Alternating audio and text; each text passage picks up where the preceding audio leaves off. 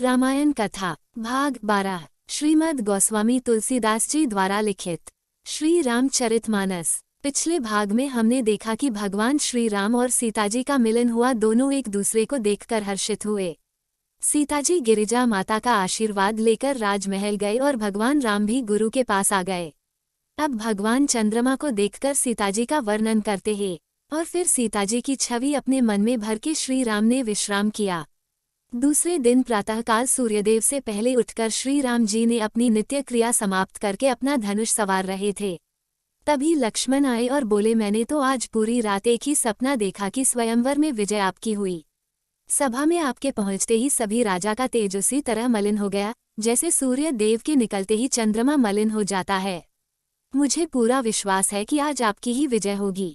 तब बड़ी धीरज के साथ मर्यादा पुरुषोत्तम श्री राम ने मुस्कुराते हुए लक्ष्मण को कहा, परीक्षा के समय मन उत्तेजित नहीं होना चाहिए, हमें केवल अपने कर्म पर ध्यान देना चाहिए। कहकर दोनों भाई गुरुजी के पास गए और गुरु के चरणों में अपना शीस नवाया। गुरुजी ने आशीर्वाद देते हुए कहा कि शतानंद जी महाराज का बुलावा लेकर आए थे। चलो रघुनंदन सीता के स्वयंवर की शोभा देखें। जैसी आपकी आज्ञा गुरुदेव करके श्री राम ने गुरु के चरणों में शीश नवाया। गुरुजी ने कहा, देखते हैं आज विधाता किस भाग्यशाली के गले में जयमाला डालते हैं। लक्ष्मण जी बोले, जिस पर आपकी कृपा हो गुरुदेव, जय उसी की होगी, यह उसी को मिलेगा। अब दोनों भाई गुरुसंग रंगभूमि में आए। जब जनक जी ने तीनों को आते देखा तो स्वयं जाकर प्रभु श्री राम, लक्ष्मण जी और गुरु विश्वामित्र को यथा योग्य स्थान दिया। वे राजा गणों में ऐसे सुशोभित हो रहे थे जैसे तारा गणों के बीच दो सुंदर चंद्रमा। जिनकी जैसी भावना थी प्रभु की मूरत उसने ऐसी देखी। कुटिल राजा श्री राम को देखकर बोले, इन्हें तो ऐसे स्थान दे रहे हैं जैसे पहले से ही यही वर निश्चित हो। दूसरा राजा बोला, तो फिर हमें क्यों यहाँ बुलाया गया है, हमारा अपमान करने। तीसरा बोला, स्वागत कुमारों का नहीं विश्वामित्र का हो रहा है।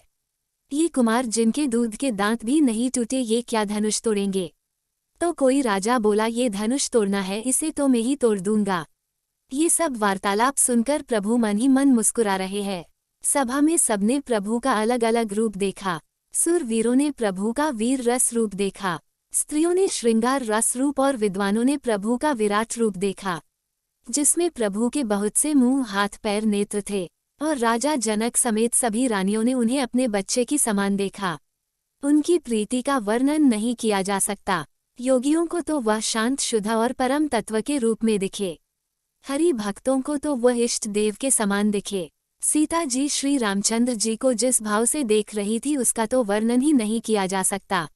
जिस स्नेह सुख का वो अनुभव कर रही थी पर वह उसे कह नहीं पा रही थी, फिर कोई कवि उसे किस प्रकार कह सकता है। जिस पर जैसा भाव था उसने श्री रामचंद्र जी को वैसा ही देखा। रूप और गुणों की खान सीताजी की शोभा का वर्णन नहीं किया जा सकता है। उनके लिए तो काव्य की सब उपमाएं तुच्छ है। ये उपमाएं तो जगत की स्त्रियों के लिए है।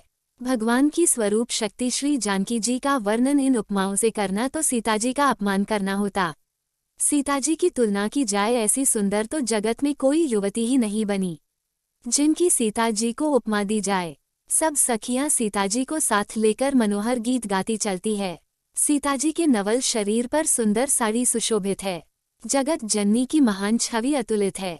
सब आभूषण अपनी अपनी जगह पर सुशोभित है जिन्हें सब सखियों ने सजाकर पहनाया है। सीता जी के कर कमलों में जयमाला सुशोभित हैं। सब राजा चकित होकर अचानक उनकी ओर देखने लगे और सीताजी चकित होकर श्री राम जी को देखती रही। सीताजी ने मुनि के पास दोनों भाइयों को देखा तो उनके नेत्र ललचाकर प्रभु को ही देखते रहे, परंतु गुरुजनों की लाज से शर्माते हुए सखियों की ओर देखने लगी।